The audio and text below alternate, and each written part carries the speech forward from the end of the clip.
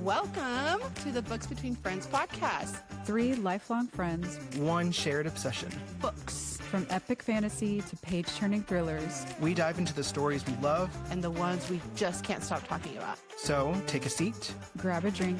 And get cozy. All right, book friends, welcome back. Speaking of cozy, what is making you all feel cozy these days? So what's, I think, keeping all 3 of us cozy was some major behind-the-scenes friends time where we got together for the Texas Book Festival. And this was a little outside of Austin. And it was so much fun. We all went down to Jen's house and had a grand old weekend.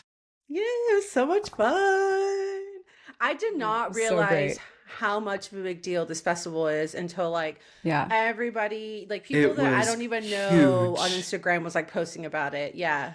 I also didn't have any idea how big this is. So this was like their 30th. Mm-hmm. And like, it was huge. Like I've been to like little book fairs and there's like vendors and stuff like that, but this was like 10 times bigger than anything I've ever attended that's book related. Yeah. And it was really cool to hear from some of the authors that we got to listen to. Yeah. It was really awesome. And hopefully we can continue to go for following years. Yeah. It was so much fun. We even got inspired. We were talking like, I could see us here one day, or maybe moderating an author chat. It was so much fun to it inspired us. And so I think heading into 2026, I think that was an incredibly important fuel for us to get. Mm-hmm. I was going to say, we're manifesting these goals. We're putting it out to the world. Yeah. One of these days, hopefully we'll get to interview an author that we love. That would be so amazing. We did get to meet 2 authors. Yeah. Yeah. Yeah. Let's talk about our authors that we saw. Yeah. So one of the ones that we saw speak was Martha Wells, right?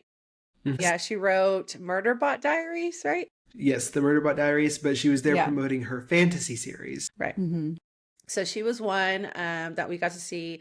Allie Hazelwood was there, you guys. And let me tell you about this line. Oh my God. Oh my gosh, I completely forgot. I don't know how. The 2-hour line. Over 2 hours. So over 2 hours.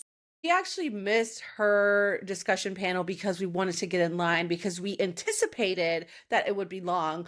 We were so right. We got to the line and there was already at 1. So her signing started at 2:00. People were lining up starting at 12:30, you guys. It was long by the time we got there. And so Ethan ended up leaving around 1:00, right? 1:30-ish. Yeah. We figured we'll be early. Yeah, we thought we were going to be early. Little did we know we were super in the back of the line. Yeah.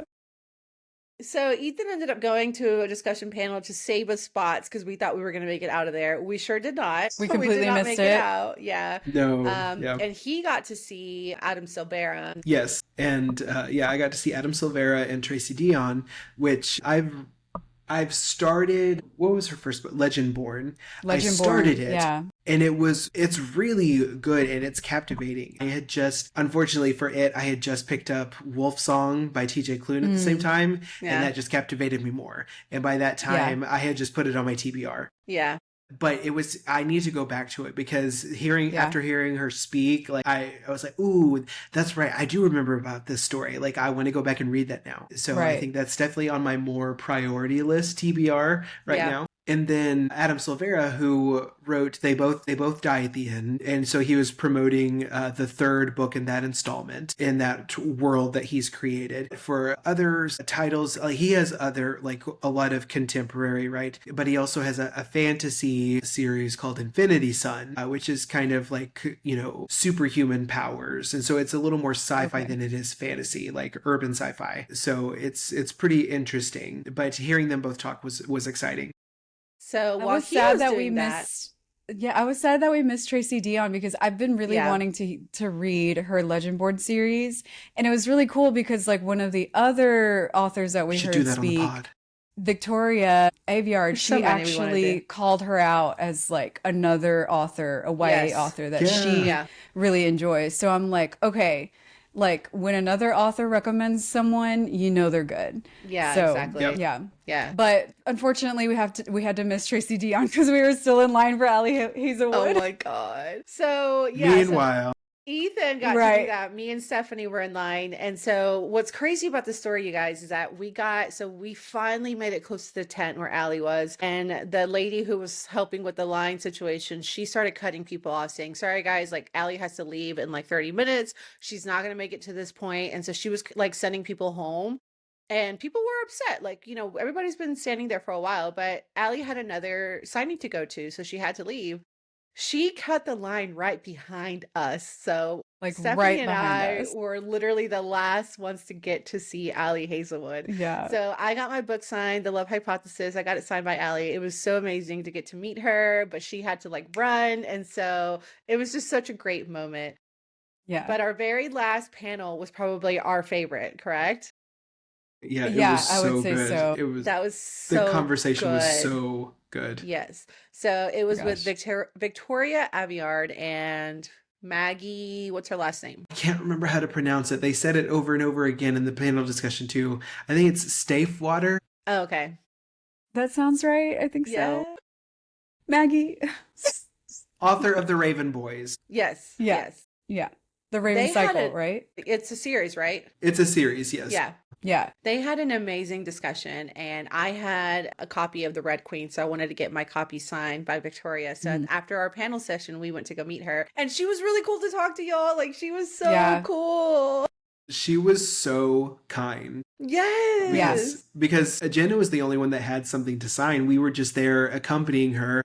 Mhm. She said yes to a picture, which I thought was incredible. But she was, and even though Steph and I weren't in the line to get anything signed, she still talked to us and made conversation with Yeah. us. It was great. I could not say She was enough super nice cool. things. Yeah, we told her how much we loved her panel. She was telling how much Yeah. she enjoyed being there. I had one of the original copies of The Red Queen, so we were talking about that. Yeah. That was so The cool, first you edition. guys. Yeah. Yeah. So And she got to noticed sign because it didn't say New York Times bestseller at Yeah. the top, like, because it was the first edition.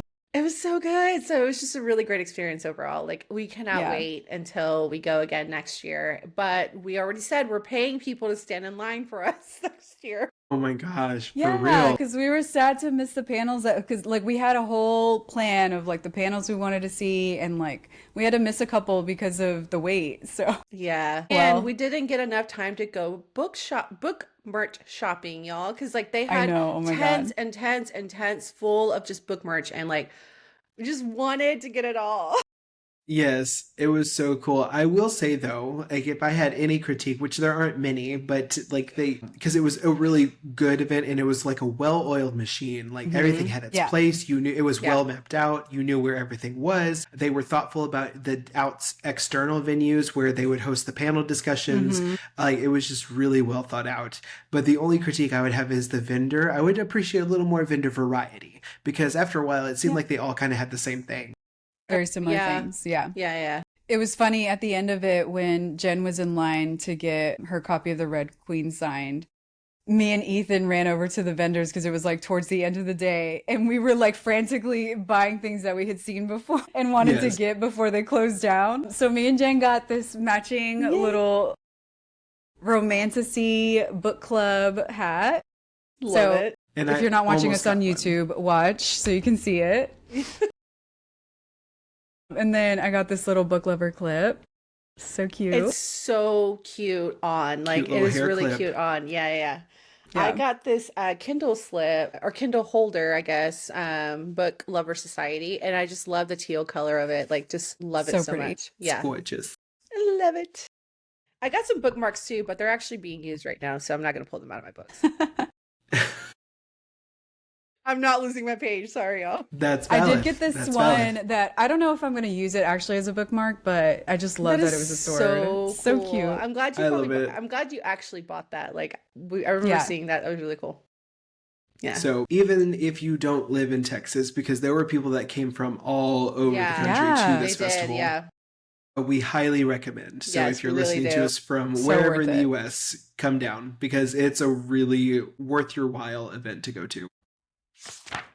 We are so excited to start our discussion on part 3 of The House in the Cerulean Sea by TJ Klune. But before we get started, I'm going to pass it over to Jen for a quick spoiler warning. All right, you guys, if you're listening to this episode, we are assuming that you've read the first 15 chapters of this book because we will be spoiling throughout our discussion. So if you haven't had a chance to read all 15 chapters, please be sure to go and finish and then come back for our discussion.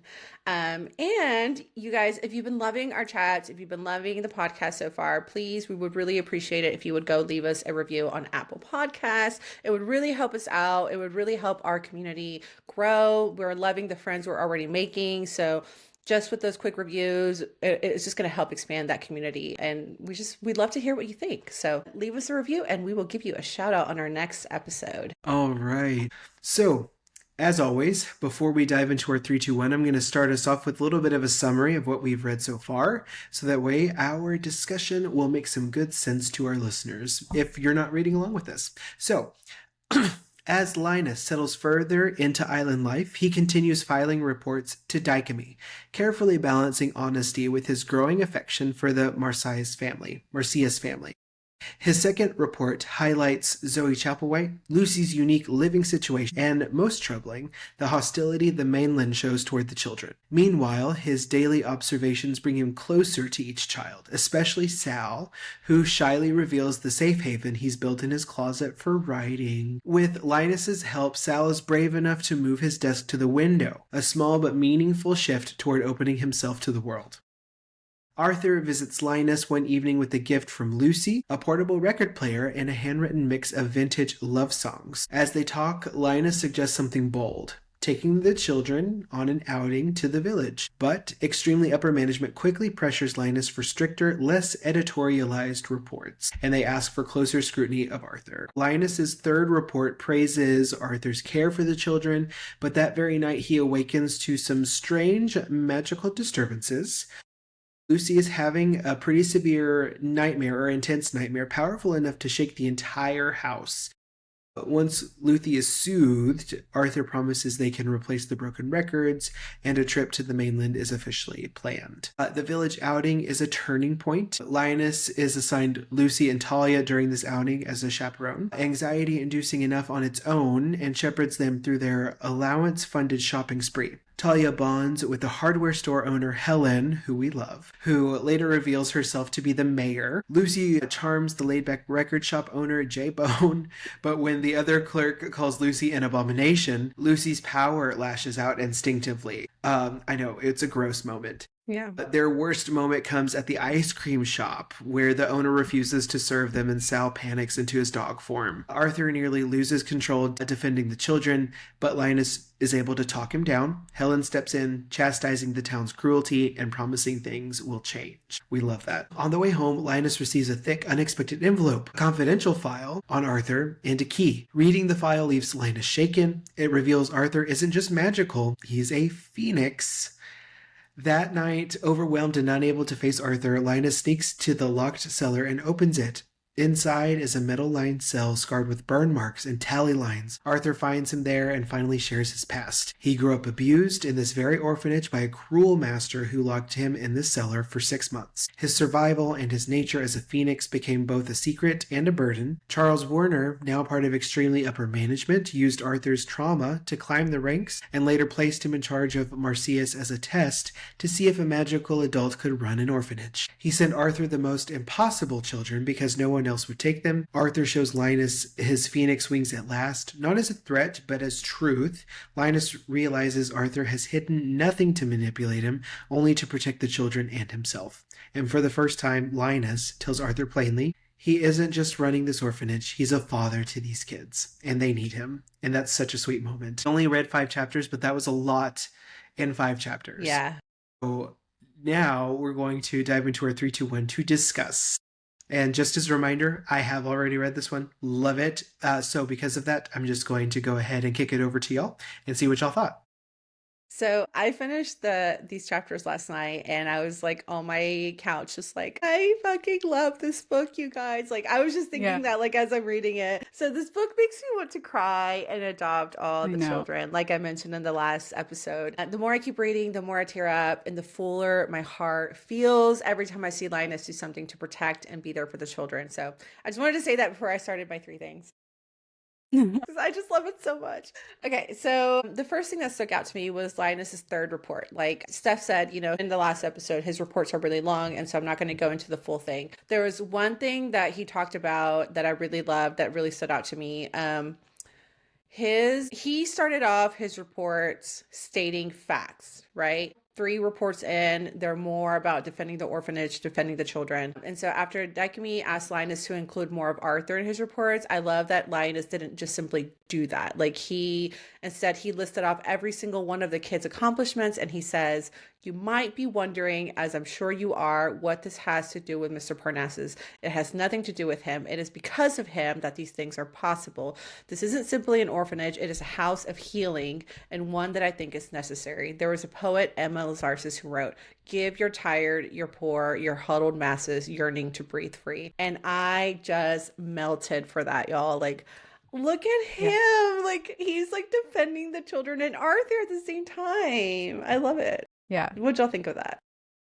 Yeah, I agree. Like you can kind of see or observe his slow, like, I guess, evolution in his reports. Like at first, the first one is like very straight to the point, very factual. And like you mentioned, Jen, they start to become more personal, you know, like and about the kids' personalities and like the things that they like. And he's not giving Dikembe what they asked for. Like, tell us more about Arthur. What about him? You know? Yeah. Like he definitely did, but like in a different way and didn't exactly give them what they asked for. Right. Yeah. There are few books that make me cry. Like it takes a lot to make me cry. And I can count on how, like on one hand, how many times I've cried because of a book. But this is like happy tears crying because like it can come in so suddenly. Like we're reading and we don't think it can get even more cozy and heartwarming, but it can. And we read a sentiment like this that makes us feel that way even more. I'm like, oh my gosh, it just kind of snowballs on itself. And I love it. It's so great. Yeah. These characters are written so well. I know. They are. Yeah. Okay, so that was my first thing. And my second thing was the scene with Talia and the little girl at the record store. Again, wanted to tear up. I wanted to cry. And it wasn't even because of what happened. It was just because of how Talia responded. So when I read this, like I said, I choked up a little bit. It was just so damn beautiful. And honestly, it was just so much needed. And it's needed even now during these days, right?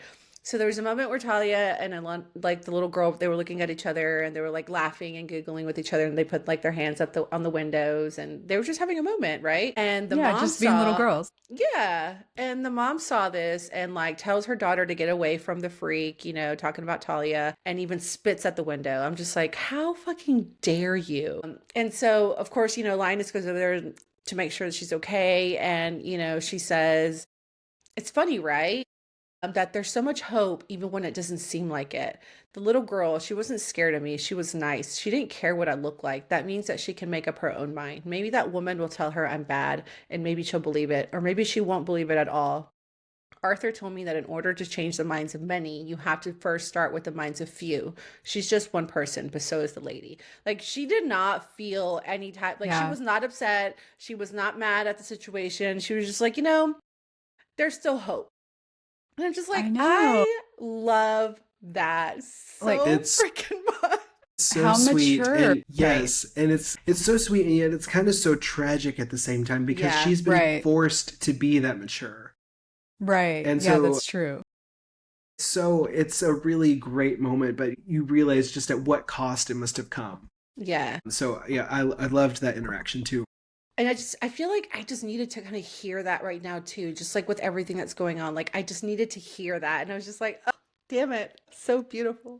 There is good out there in the world. Yes. It exists. So yeah, that was my second thing. And then my third thing was obviously the huge reveal with Arthur. Like, holy shit, did we learn a lot about Arthur in this section, y'all. Like, whoa.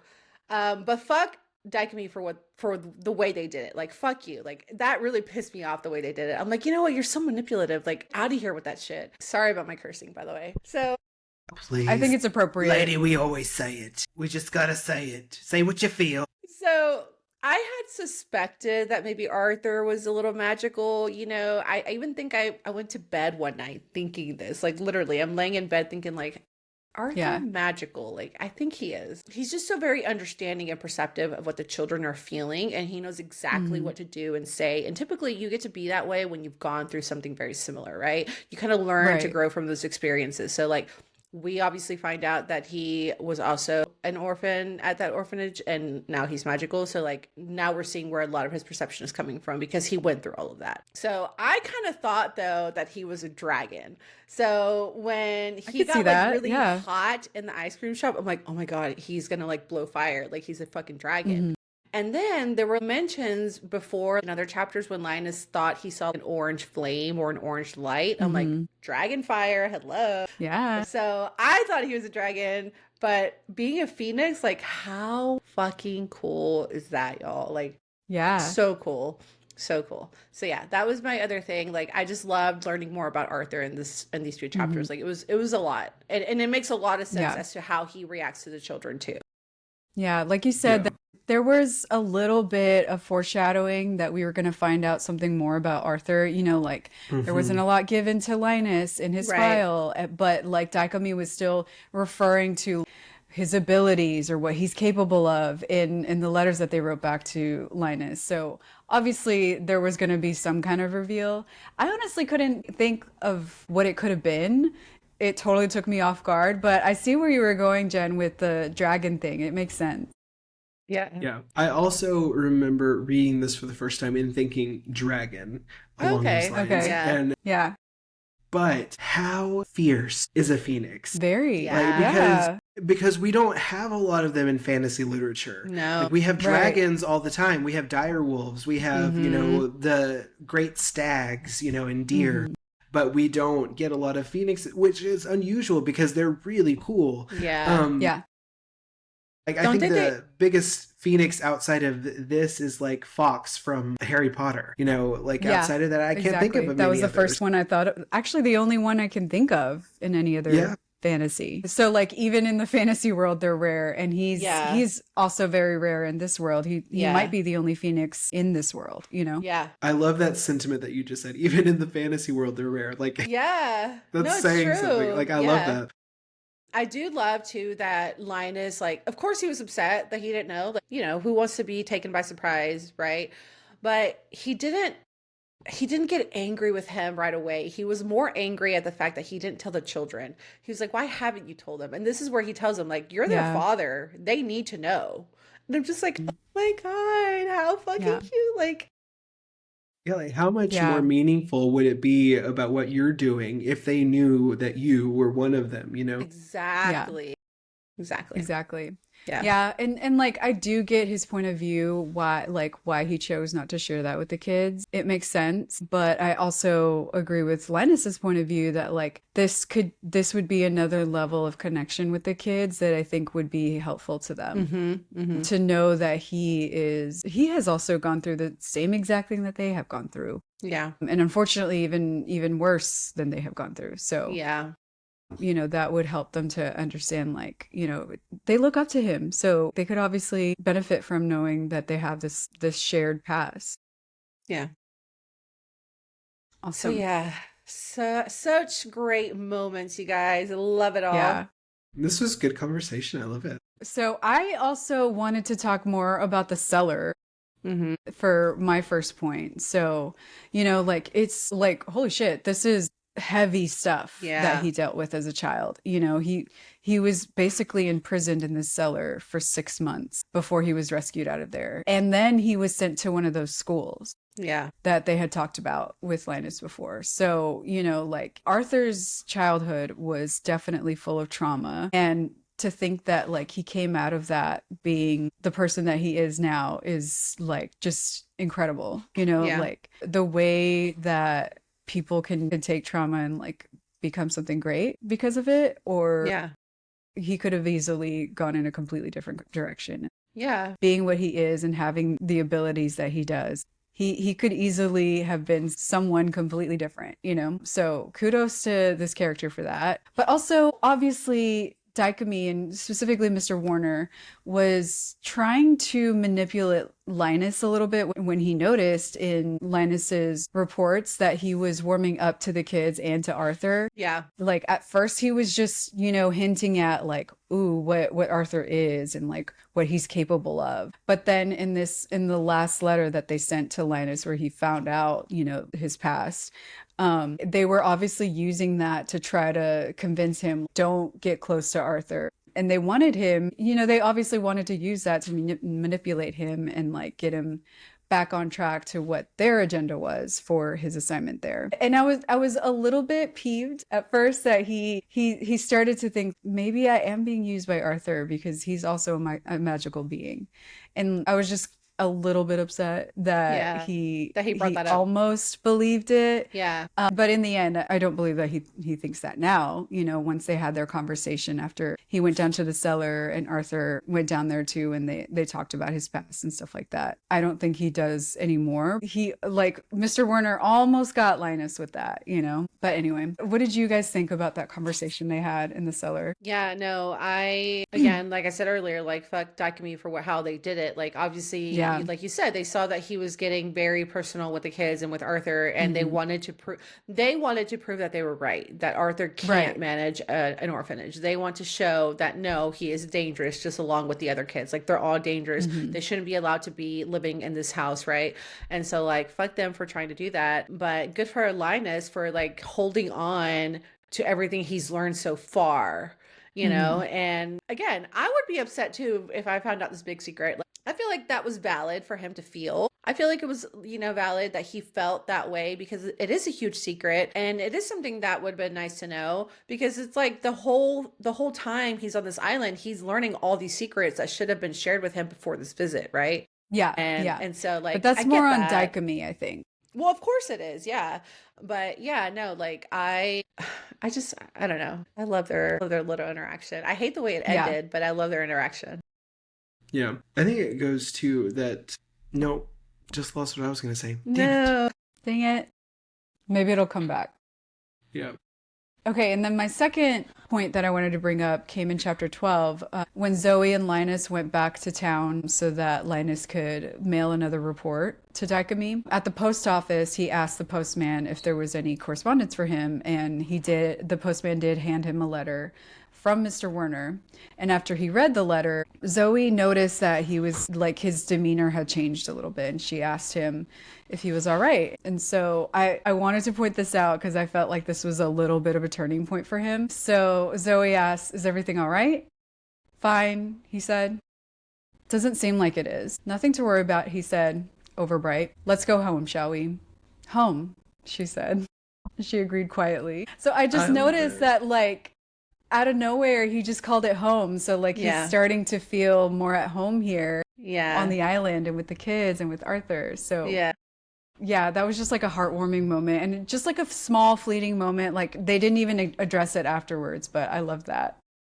I love that, like, some of his best lines come when he's not overthinking these feelings, you know? Yeah. Right, like, that's true. Because a lot of the inner dialogue that he has with himself is like him doubting these feelings, him doubting the way he's feeling about the children and about Arthur. And so, like, you see how he really feels when he, like, just shoots it out, like, doesn't overthink it. So I'm like, just come on, speaks from the heart. Just stop. Yeah, just stop overthinking shit. Like, you know, you love them. You know, you love Arthur. You know, you want to be part of their home. Like, what? Yeah. Anyways. Yeah. Yeah.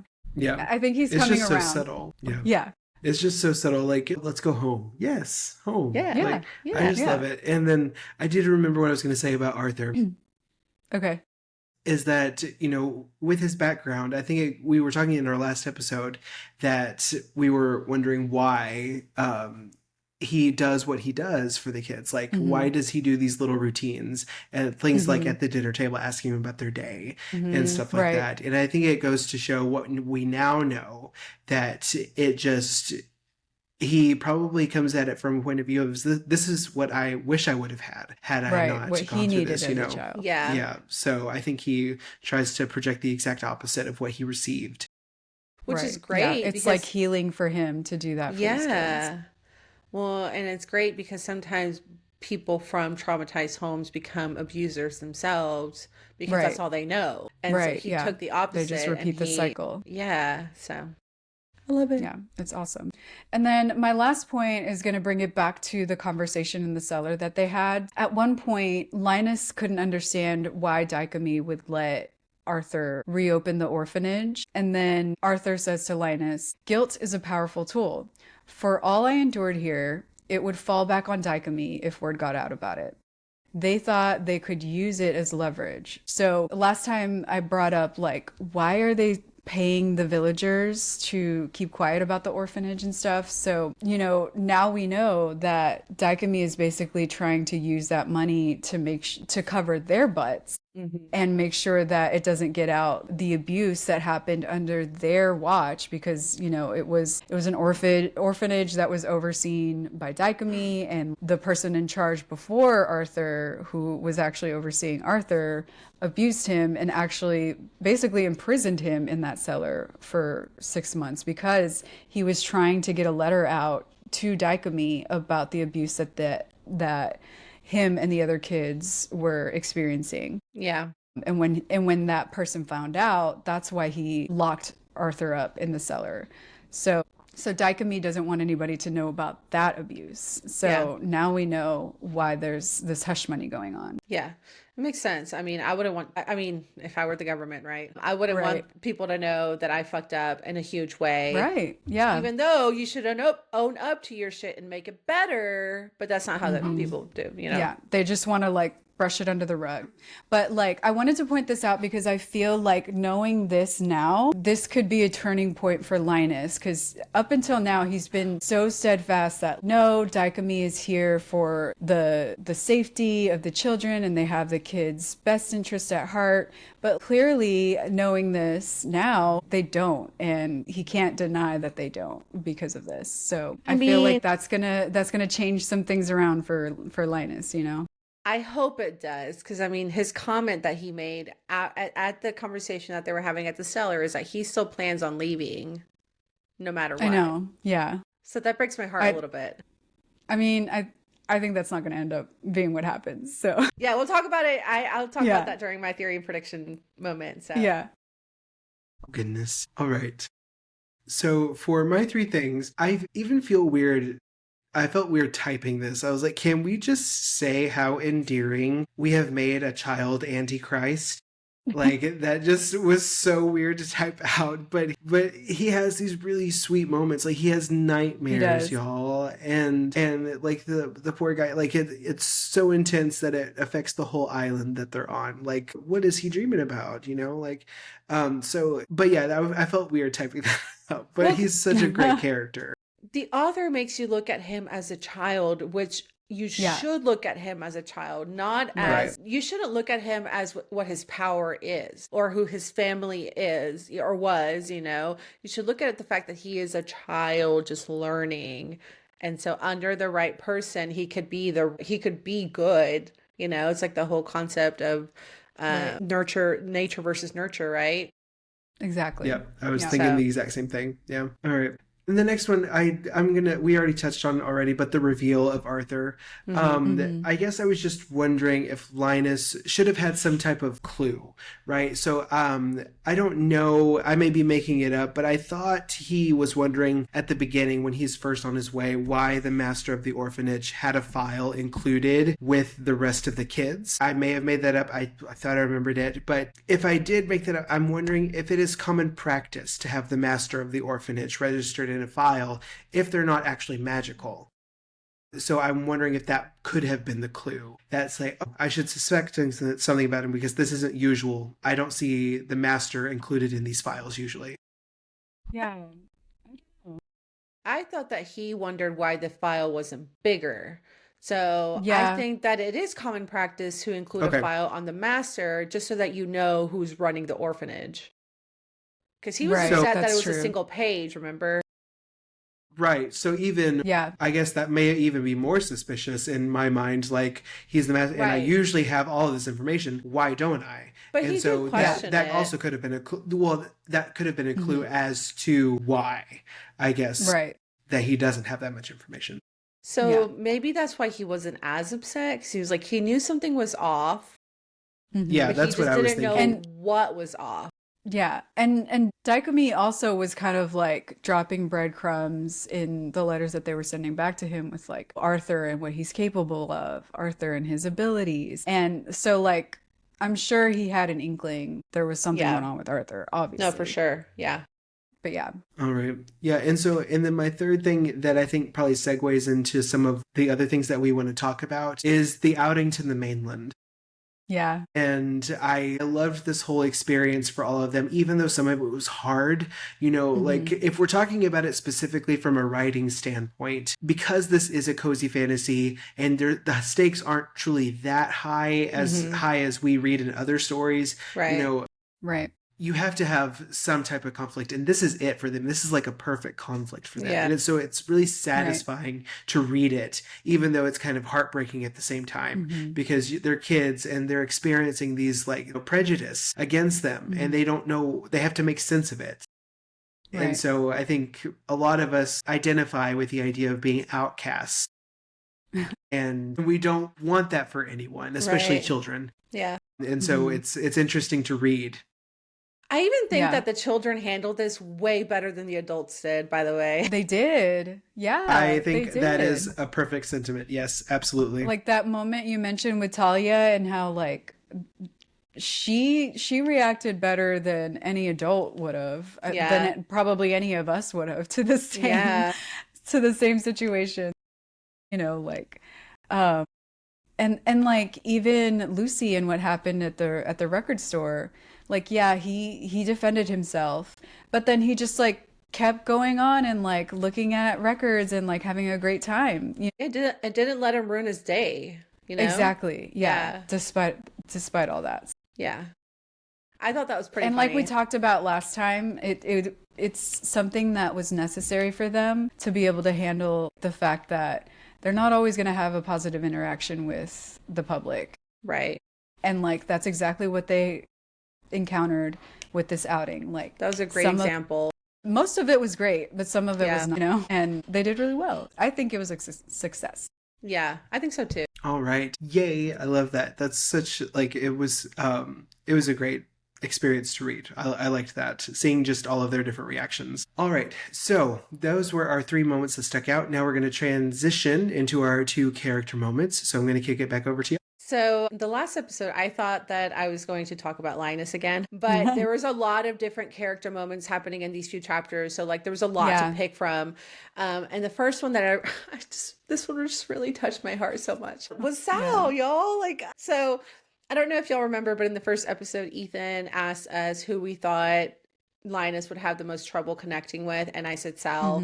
So I kind of saw that as a challenge, but I saw it more of like Linus having the hard time connecting with him, not Sal having a hard time connecting with Linus. So obviously we're seeing here that it was more on Sal's part. Like, you know, he's so used to being just handed off from orphanage to orphanage to orphanage, and he knows what caseworkers do. So like, even in the very beginning, he was like, are you going to make us leave our home? Like, are we going to still have this home after? So like a lot of that fear was coming from what he's already experienced. So that just like really broke my heart. But here, you know, when the whole room situation happened, it was just such a great moment. I loved that. I love that he was a little sassy with Linus, because Linus was trying to give him space. He was like, you know, take your time. You don't have to show me if you don't want to, or, you know, don't do this for my benefit. He was like, but I am, because you do need to see my room, because that's exactly why you're here. So it's just like, you know, those little sassy moments that he was throwing in there for him. Yeah, that was good. That. Yes. But it broke my heart to hear why his room was so bare. He didn't want to put up any personal touches, because it's like, I'm going to leave. What if I have to leave again? Like, I don't want to put anything up. Yeah. And talking about how he had to make himself feel small, and that's why his writing desk was in the the closet, and then just having Linus be the one to help him like take that out of the closet and like move it in front of the window and giving him that just that perspective that he can still be small, but like he can open up to the world this way, right? So like just a really great moment altogether. Just love it. Love Linus for the way he's like helping Sal just really like grow. Yeah. Yeah, I agree. I really love that scene too. And I also really like the way that Linus interacts with Saul. Like, he realized early on that Saul was scared of him. You know, like the first interaction they had, Saul immediately turned into the Pomeranian. And that's an indicator that he's scared.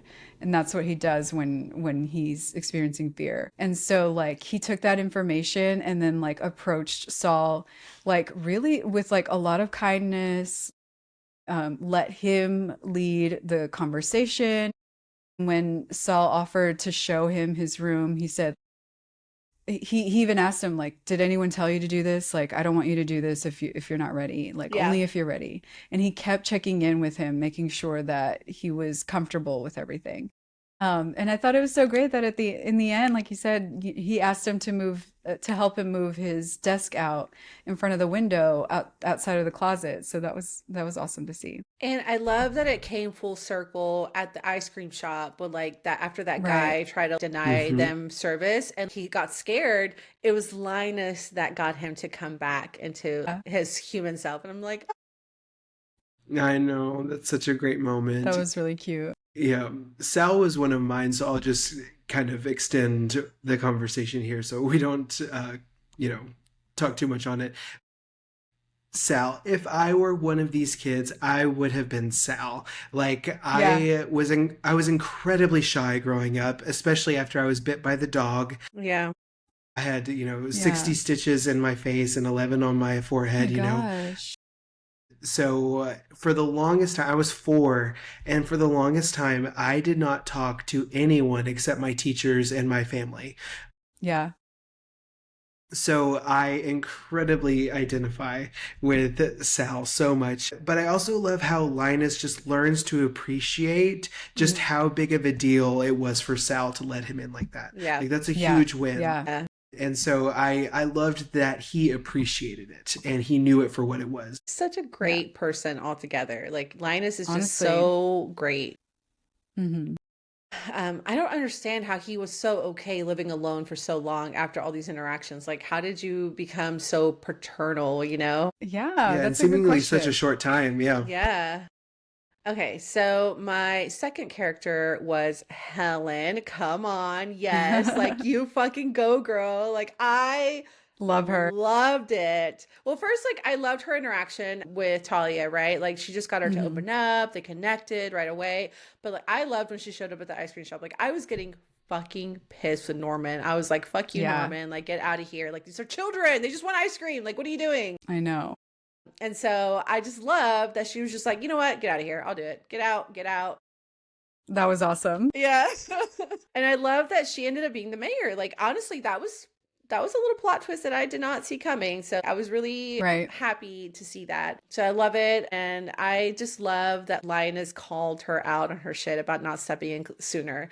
He was just like, but why now? Like, why are you stepping in now? Like, why haven't you done something before? Like, why haven't you spoken? I'm like, just really questioning her, right? Really pushing her. And so just love that, like, now they're going to start making like changes together. Like, I love it. But honestly, like, change does take time. And I love that she like says that. She was like, we've all kind of just lived in our happy little bubble. Like, people get complacent. It happens. Like, Linus is a huge example of that. Like, he lived in his bubble for so freaking long and, he got complacent. He still is pretty complacent. He's still not fully comprehending what he's experienced on this island, right? And so after Linus, there. Right, it's getting there, but he's still not fully catching that. He, because he's still talking about wanting to leave. But after Linus tells Helen that the island isn't his home, I love what she says. She says, again, like this concept of home, right? A home isn't always the house we live in. It's also the people we choose to surround ourselves with. You might not live on the island, but you can't tell me it's not your home. Your bubble, Mr. Baker, it's been popped. Why would you allow it to grow around you again?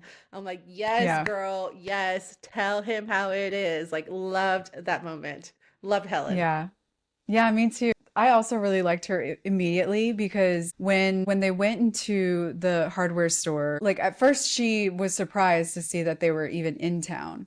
But she like kept it professional, and then she started connecting with Talia because Talia was really knowledgeable about like the equipment in the store. And she even like recommended a better set for her than the one she was initially looking at.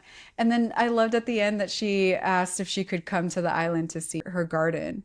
Like Talia had told her all about it, and she was like, it sounds great, like I want to go see it. So she's awesome, and I'm so glad that she was there for the kids when what happened in the ice cream shop happened. And hopefully things will change in town because she's the mayor and she can do that. Okay, so for my two character moments, the first one that I wanted to talk about was in chapter 14.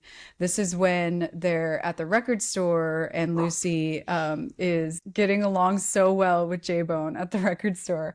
I just love how like they immediately became fast friends, and J-Bone totally gets his morbid sense of humor and he loves it. Like it doesn't scare him. He totally played along with it, and I thought that was so cool to see. And then at the end, so at the record store, this other guy that worked there, Marty, tried to basically exorcise Lucy and told him that he was an abomination and stuck a crucifix in his face. And so because of what happened at the end of their visit to the record store, he basically gave Lucy all of the records that he had picked out. I thought that was so sweet. That was great. So in the end, he was like, nah, J-Bone said, your money's not good here. You get those for free, little dude. Sorry about the whole Marty trying to exorcise you thing. Give me some skin. And they kept high-fiving throughout their interaction, and I thought that was so cute. So Lucy has a friend now in town that totally gets along with him and understands his funny sense of humor. So that was just great. I loved it.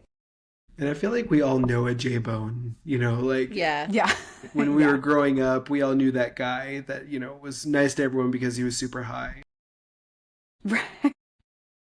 I love that he was like, what do I smell? I smell a plant, but not a plant that... Oh my gosh, yeah. Laughing about that. And then Linus shut it down immediately. He was like, anyway, like, we're not going to talk about that. We're not talking about that, yeah. That was so good. That was hilarious. I thought it was just super side note, but whenever they were pairing up with the adults, right, the children with the adults, and how Linus got Talia and Lucy, and how they both like turned and like grinned at him. I was just like that. Yeah. He was like, oh shit.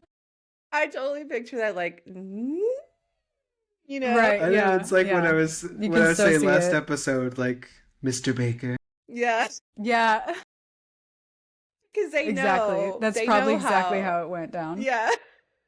They know how Linus feels, like how he does get a little uncomfortable with some of their comments. Yeah. Anyway, sorry. It's super side note. I just kept thinking about that.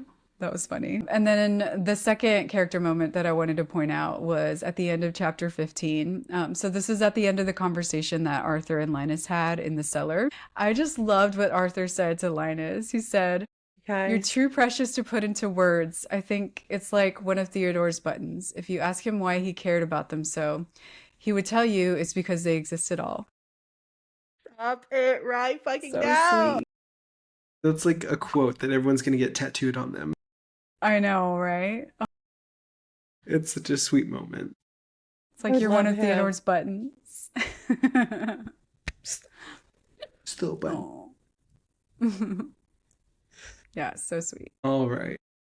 Well, my two moments, I already said Sal. Like, I would be Sal, 100%. Yeah. And then the collective character that I call the Mainland, F off, except Helen, and J-Bone. We love J-Bone. Yeah. I love that Talia got her moment here, and how Lucy got his. Like they both found someone to connect to on the mainland, and that's what the mission was, right? We wanted to make those connections so that way they could try to get a taste of the real world. And Chauncey got the hat from the bellhop, y'all. Oh, that's true. I was so great. happy for him. That was so great. Yes, that he was got so his little cute. hat. And I love that, like, Lucy right away was like, oh, we have to get you a matching coat for that. Like, that looks, it's going to look so cute, blah, blah, blah. And it's just like, oh my God, so cute. They lift each other up, which is just a testament to Arthur's upbringing. Yep. Right. Yep. Yeah. He taught them to be supportive like that. Yeah. It's so great. All right. I mean, there's just so many facets of heartwarming that this book has. Like their relationships with each other, with Linus, with Arthur, with Zoe, and then, you know, Linus and Arthur, Linus and Zoe, Linus and Calliope. You know, it's all there. Yeah, just everybody. All right. All right, so those were our 2 character moments, and now we're going to transition into our theory / prediction / question. So I'll kick it over to y'all first. Okay, so I'm just like, I'm reading these chapters, y'all, and I'm just like, just tell each other how you feel, damn it. Like, I just need them to be like, I love you. I love you. Like, I mean, with that quote from Arthur in chapter 15, I feel like he basically laid it all out there. No, he did not. He's just telling him like that he thinks he's a great person, but they have not explicitly told each other how they feel. And the freaking tension is killing me, you guys, killing me. They need to tell each other how they feel ASAP. Yeah. Okay. So, like I mentioned earlier, the way that this section ends is basically Linus saying he's still going home, like he's leaving, and Arthur was like very surprised by it. He's like, "Wait, what? Like you're leaving?" Like he thought that maybe he made a connection enough for him to want to stay, right? Right. So my prediction is that Linus will leave. He's going to leave, much to the dismay of the children because they love him. Yeah. But he's going to return to his dreary life. And he's going to start replaying all the happy memories of his time on the island. Okay. And he's going to realize just how much he loves Arthur and the children. He's going to return to the island and stay forever. So y'all have watched The Notebook, right? Yes. Okay. So I'm intrigued on how this ties in. Okay. So in The Notebook, when Allie returns, like after she's like fighting about whether she wants to be with Noah or the guy she's engaged with, like she returns with her suitcases and she looks up at Noah with her and she just like shrugs like, I'm back, I'm here to stay forever. Like that's how I'm envisioning Linus back, like with his suitcases, like I'm back guys, I love y'all, I'm just gonna stay here forever. So that's how I envision it. Like he is gonna go, he's gonna leave, but he's gonna like eventually come back and just do an Allie move here.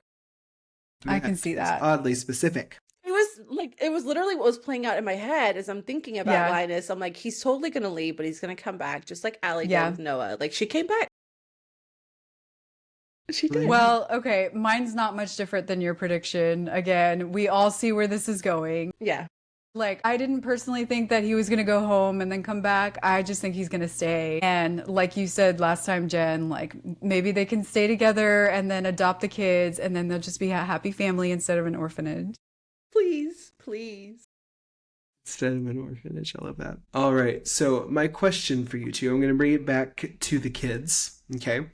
Do you think Arthur's protectiveness helps or hinders the children?